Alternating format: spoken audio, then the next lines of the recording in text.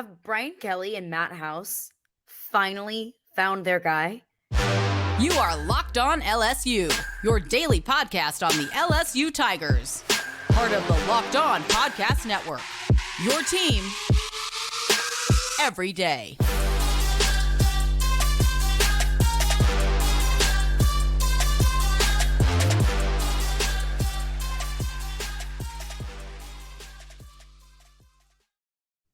Well, thank you for making Locked On LSU your first listen every single day. We are free and available wherever you get your podcast. Plus, you can also check us out on YouTube. So make sure to find us there. Like, comment, subscribe, all that great stuff. Just appreciate you for being here. Appreciate you hanging out with me. And appreciate you, as always, for making Locked On LSU your first listen every single day. My name is Caroline Fenton. You can follow me on Twitter at Caroline Fenton1. You can also follow along with the podcast at Locked On LSU. Wrapped up NFL draft weekend. I'm absolutely exhausted from a weekend long of coverage, but enjoyed every single second of it and got to see 6 LSU Tigers off the board through the entirety of draft weekend. And we'll get into all of that, but I hope everyone had a great weekend. I hope that everyone enjoyed the NFL draft coverage over this past weekend. But I want to start with a little news tidbit that came out right before the weekend rather. And this was coming out from FootballScoop.com, which, no disrespect to FootballScoop.com, I've never heard of it until this report came out that said that LSU is expected to hire South Carolina's defensive line coach, Jimmy Lindsey. Now, the deal is not finalized yet. What that means to me is they found their guy. They're working through contract specifics. And, the pen just hasn't hit paper. But the talks are serious enough. The negotiations have gotten far enough to a point that you can say that they are expected to hire Jimmy Lindsey. Now, since pen has not hit paper, anything can happen. Anything can change. There can be, negotiations that come to a standstill. There can be anything can happen. A multitude of things that can happen from now until pen actually hits paper and the deal between LSU and Jimmy Lindsey becomes official. But this is coming up from FootballScoop.com that is the guy that LSU has targeted in. So who is Jimmy Lindsey? He has spent the last 2 years as the defensive line coach at South Carolina, came to South Carolina in 2021. Before that, he's had a few different stints at several different schools. He was the defensive end coach at Illinois. He served in that same role at Western Kentucky before he went to Illinois. And just looking at his resume, Jimmy Lindsey has made his way from, small, teeny tiny program in the beginning of his career, playing in a small role, to bigger school and bigger school and bigger school, which is always a sign of a good thing whenever you're looking at positional coaches, especially younger positional coaches, maybe not incredibly proven just quite yet. But I did some research on Jimmy Lindsey, on the South Carolina defense. I'm not going to lie. I didn't watch a ton of South Carolina football over the last couple of years, but I watched enough games to kind of get a good feeling and an idea, at least, of what that South Carolina defense looked like. And I'm going to be honest with everybody. Nothing really jumped off the paper for me with South Carolina's defense. In 2021, South Carolina was the number 6th ranked defense in the SEC, the 46th ranked defense in college football. In 2022, they dropped to the 10th best defense in the SEC. They dropped to the 89th best defense in college football.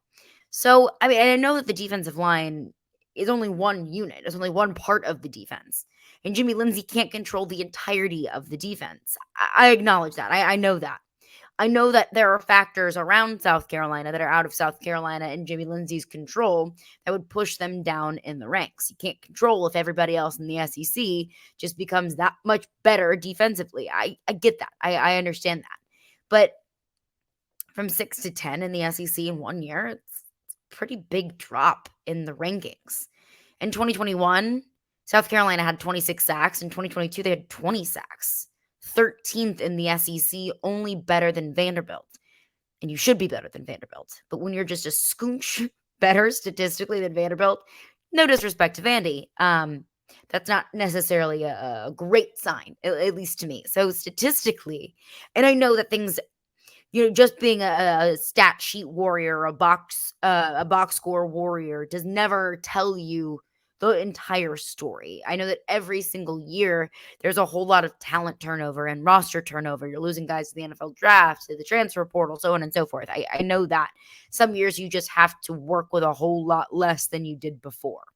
But just looking at the sheer numbers without having a very in-depth understanding of what was going on, not just with that program, but specifically with the defense and defensive line, nothing really stands out to me of saying, wow, that's a coach that I want. And that's nothing against Jimmy Lindsey. It is simply just surface level stats that I have pulled. But I'll go back to what Brian Kelly said he's looking for in a defensive line coach. This was a couple of months ago whenever it was announced that Jamar Cain was leaving LSU to take a role with the Denver Broncos. Once that process started of looking for your defensive line coach of the future, this was Brian Kelly on what was important to him and what they're looking for in a defensive line coach of the future. Just with the defensive line, how are you guys working things around right now with Jamar gone, and just when do you kind of expect maybe something to happen there? Coach Chapman, as you know, is a well-credentialed, experienced defensive line coach. So obviously he's coaching the interior defensive linemen during the spring. We feel great about that, and then Coach Jancic is coaching the Jack. So from that perspective, we'll go through the spring. And then, obviously we're, putting together our thoughts relative to, do we hire within? Do we go outside? And I think all of our options are on the table. We think it's important that, this is a position that we examine all options. But again, we have, outstanding coaches here, and we want to be able to get through the spring and then go from there. So Brian Kelly's biggest priorities when looking for their defensive line coach of the future, recruiting and developing players, which makes sense, right? Jamar Cain played such an integral role in recruiting kids at high school and recruiting the haul of defensive linemen that LSU picked up in the transfer portal. That makes sense that you would want to replace his position and his role with someone in a similar role. And this is per Andrew Lyon, who covers the Gamecocks for the Locked On Network. Check out Locked On Gamecocks. He does wonderful work. My colleague over with Locked On Gamecocks, Andrew Lyon, said he played a key role, he meaning Jimmy Lindsey, the defensive line coach at South Carolina, played a key role in developing defensive tackles Zacch Pickens and Jabari Ellis. Didn't play a role in their recruitment since he was only at South Carolina since 2021, and those two were already in the building. But Zacch Pickens was just a third-round pick by the Chicago Bears. He had 2.5 sacks and 42 tackles this past season, better than his 2021 campaign where he had 35 tackles. Jabari Ellis, he was in the 2022 draft class. He went undrafted, signed, I believe with, I don't have it in my notes here, and I don't want to misspeak, but he was UDFA in 2022 and still is in the league. He had 36 tackles in 2021. Better than his 2020 campaign where he had 27. So I can see some development there. But the biggest thing to me, those stats alone, it's hard to compare with just 2 years of a sample size of Jimmy Lindsey at South Carolina. But the biggest thing that really stands out to me is that they coach the defensive line. They, meaning Matt House, defensive coordinator at LSU. Matt House was a defensive line coach at Gardner-Webb in the early 2000s. Jamar Cain. Jimmy Lindsey overlapped in his time with Matt House at Gardner-Webb. So that tells me that they've had a relationship for the last, 20 years or so whenever they had their stint at Gardner-Webb together coaching the defensive line. And that's a guy that Matt House admires and wants to work with again, likes his coaching style. So that to me is important. You want cohesion amongst your coaches. You want in your coach's room from all the way at the top to the bottom, you want guys that you can trust, guys whose styles work within that building, especially now that LSU is going to have a fairly quick turnaround, bringing in Jimmy Lindsey, potentially, if this deal becomes for sure and final, bringing him in and having a pretty quick turnaround into fall camp. You're going to want a guy that you can trust, what he can do. And it sounds like, at least, I don't know for certain, but just knowing that these two, Matt House and Jimmy Lindsey, have a pre-existing relationship, that's potentially what we could see. So, although the stats in his 2 years at South Carolina really don't wow me, an endorsement by Matt House means the world. Because what Matt House showed me last year, I trust him. I can trust him. Absolutely. So that's the biggest news that we can track. Jimmy Lindsey, defensive line coach from South Carolina, potentially filling that same role at LSU. Expected to hire Jimmy Lindsey. We will see if that deal becomes final within the next couple of days. As of Friday afternoon, the deal had not been finalized. This is Sunday night. The deal still has not been finalized, so we can expect that deal potentially to be finalized within the next couple of days. Coming up next, NFL Draft Weekend has wrapped up. How did some of the LSU Tigers fare? We will get into that coming up next. If you are looking for a delicious, sweet treat, but you don't want to sacrifice the calories and you want to eat healthier snack choices, then you need to try the best protein bar ever. It is Built Bar. Built Bars and Built Puffs are healthy and they taste amazing. They taste so good that you won't even think that they're good for you. And what makes them so good is that they're covered in 100% real dark chocolate. That's right, real chocolate. And they come in delicious candy bar-like flavors like churro and peanut butter brownie. That's my favorite. And cookies and cream. And I don't even know how they do it, how they're able to make these protein bars taste like a dessert while still maintaining amazing macros. There's only 130 calories in Built Bars, only 4 grams of sugar, and a whopping 17 grams of protein. So I have been so crazy busy and on the go this past week with all of our NFL draft coverage. I didn't really have time to sit down and eat a meal, so I relied so heavily on Built Bars to keep me full and satisfied all week long. And now you don't have to wait around to get a box. For years, we've been telling you about ordering Built Bars at Built.com, but now you can go to your local Walmart and go to the pharmacy section, grab yourself a box of Built Bars. You can pick up a 4-bar box of cookies and cream or the double chocolate or coconut puffs. You can also go to Sam's Club if that's easier for you. You can go and grab a 13-bar box with the hit flavors brownie batter puffs and churro puffs. They are so delicious, and of course, you can still find them at Built.com. You can thank me later. Well, thanks again for making Locked On LSU your first listen every single day. We are free and available wherever you get your podcast. Every dayers, we will have a full weekend roundup of all of the action and the news that came out over the weekend. That will be live on Monday on Locked On LSU, wherever you get your podcast, your preferred podcast platform, and on YouTube, of course, as we are free and available every single day. So we just wrapped up the NFL draft weekend. It's one of my favorite seasons of the year is NFL draft season for so many different reasons. One being I love college football and I love the NFL, and that's the one weekend where those two kind of get married is the NFL draft. I also love it because there's so much drama. There's so much lying that goes on. There is so much, it's basically like a big old soap opera in the NFL draft when all of these teams are, throwing out lies and deceptions and secrets. And of course, I also love it because all of these kids have dreamt their entire lives of playing in the NFL, the biggest stage in football.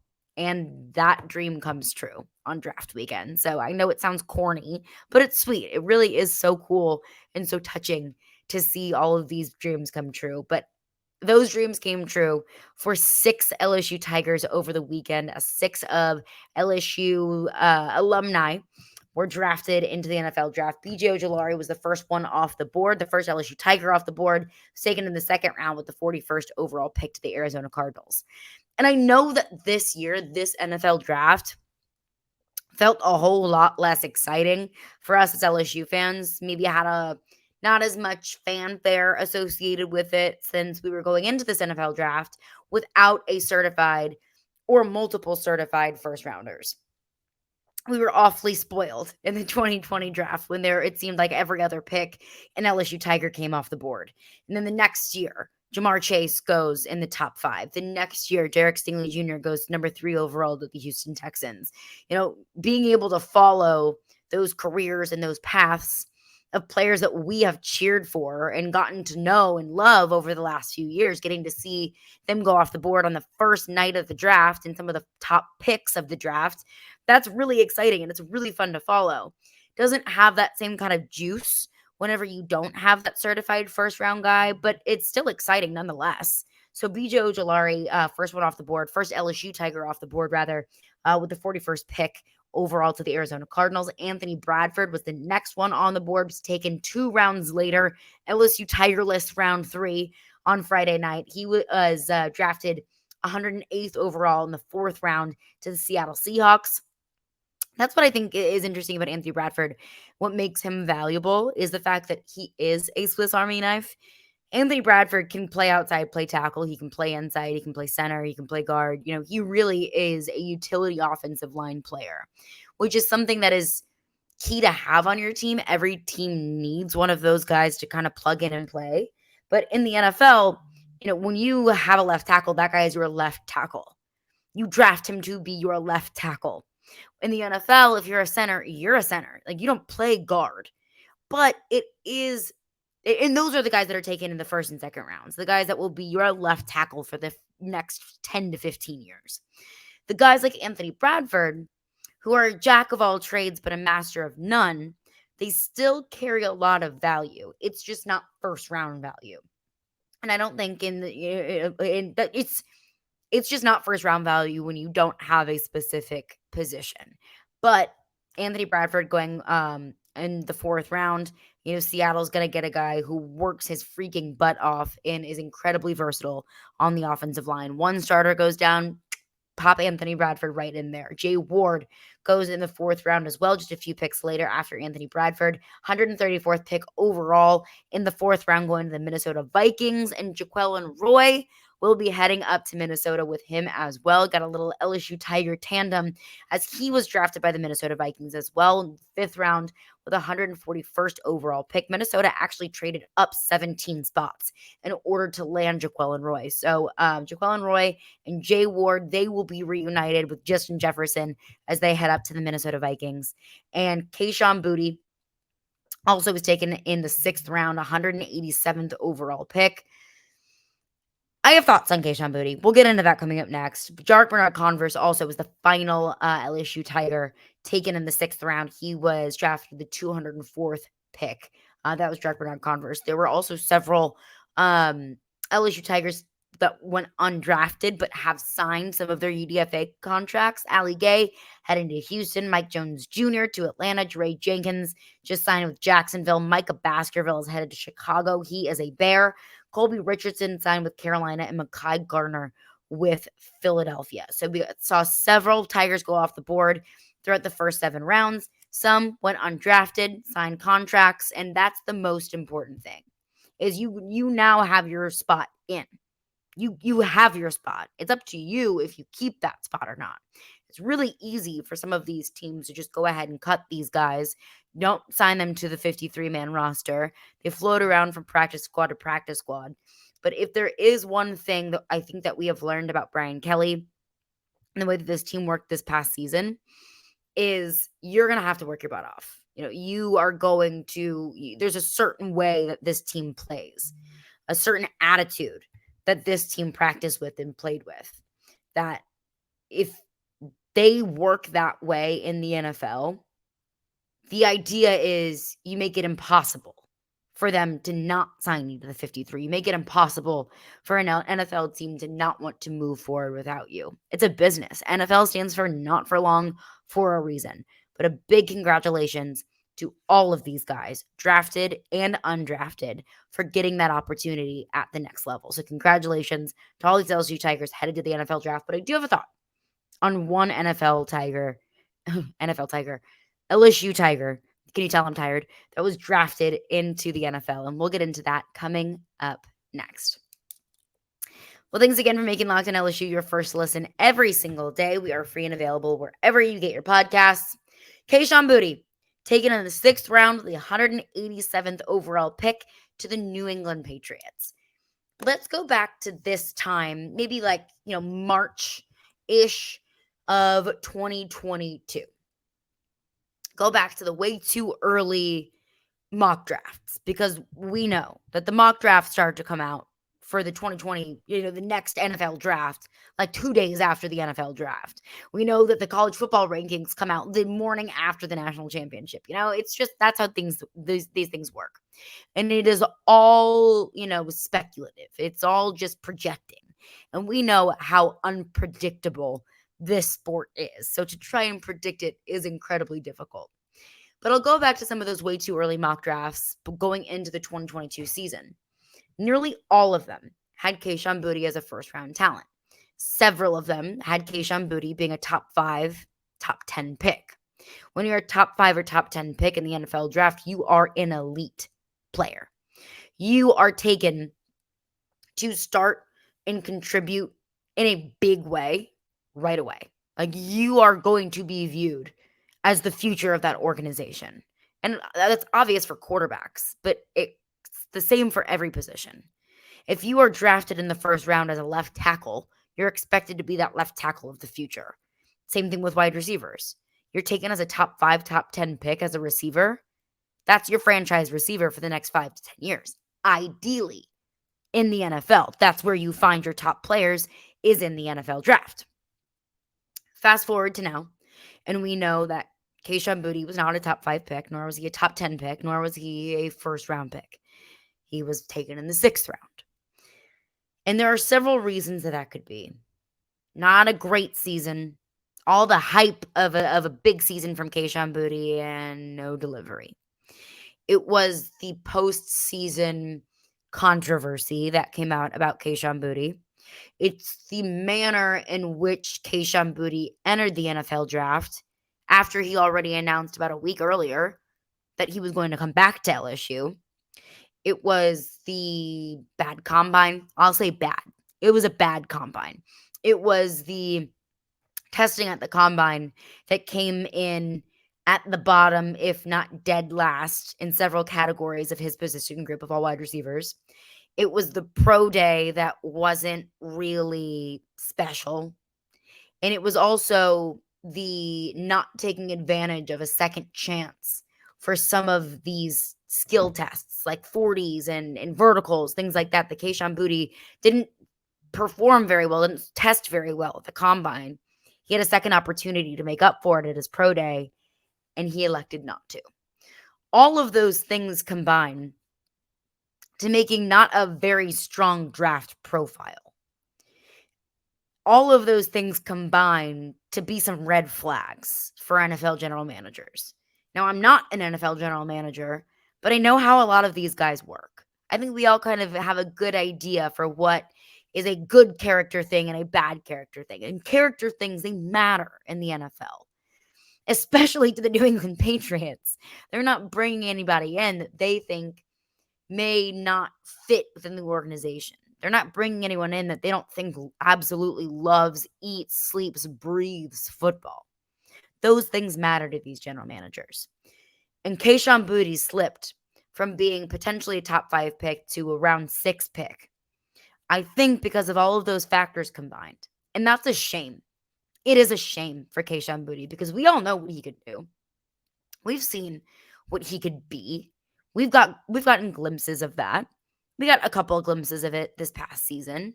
Some more of it in the 2021 season. But we know what he can do. We all know that Kayshon Boutte is not round 6 talent. But all of those things combined will push you down further and further and further. And I hate that for Kayshon Boutte. I really do, because I really do believe that he wants to be the next great LSU wide receiver. Odell Beckham Jr., Jarvis Landry, Justin Jefferson, Jamar Chase, Kayshon Boutte. Why wouldn't that be his goal? Why wouldn't that be the vision? And I hate for him that it happened this way. It's a shame, I think, that Kayshon Boutte went from, the top of draft boards to now essentially the bottom of the entire draft. But this is Kayshon Boutte's opportunity to show what he can truly do, what we have seen him do. New England is not a very easy place to play. I watched the Man in the Arena documentary, the docuseries about Tom Brady. It basically goes through every single of his Super Bowl wins, starting with New England all the way through Tampa Bay. And there's testimonies from former players, former coaches, former teammates in New England, and all of them kind of said the same kind of thing, that playing for Bill Belichick, playing in New England, it's not fun. The way that the Patriots operate, it's not very fun. Winning is fun. You go through months of just hell to get a Lombardi trophy, and that makes it all worth it. New England is an organization that's just run differently. It's run with the no one player is bigger than the team kind of mentality. That's what Kayshon Boutte is stepping into. New England is an organization, as a team. It doesn't have a very stacked wide receiver room. So if Kayshon Boutte wants a shot to redeem himself at the highest level of football, he is in control of it. And I am cheering for him. I am rooting for Kayshon Boutte. I hope and pray that this time next year, 3 years from now, 5 years from now, we are looking at Kayshon Boutte as the next Jarvis Landry, Odell Beckham Jr., Justin Jefferson, Jamar Chase, so on and so forth. I hope that.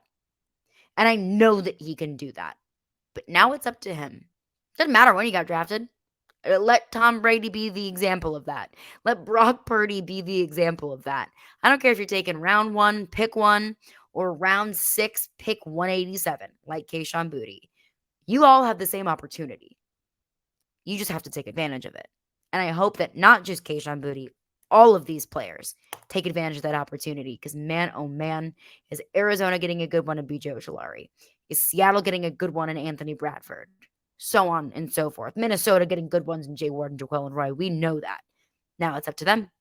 That's going to do it for me today. Thank you for making Locked On LSU your first listen every single day.